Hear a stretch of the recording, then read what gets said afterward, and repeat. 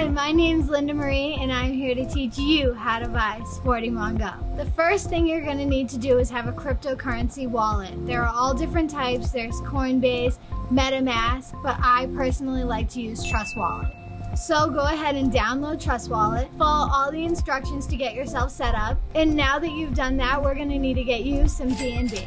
So you're going to look through all the different cryptocurrencies, Bitcoin, Ethereum. You're going to select BNB, and at the top right hand corner you'll see a buy button. Click that and go ahead and buy some BNB.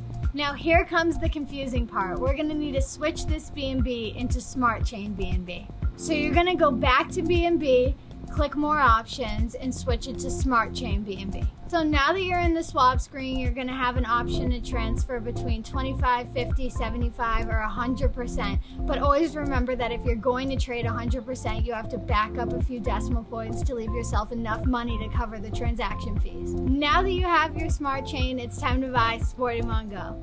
Head over to sportymongo.com, click the three lines at the top right-hand corner of the website, select Buy, and this will take you to the exchange page on Sporty Mongo. Now we're going to need to connect your wallet to the exchange. Click Unlock Wallet. So now that you're there, you're going to see all these different options for a wallet. You're going to see Trust Wallet, you're going to see MetaMask.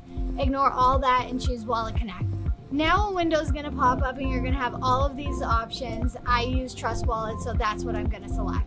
That will open my Trust Wallet app and give me the option to connect my wallet. Now that I've done that, I'm going to swap back to my browser, where I'll be able to put in the amount of BNB that I want to turn into Sporty Mongo. I picked back. Once I've done that, I just hit swap.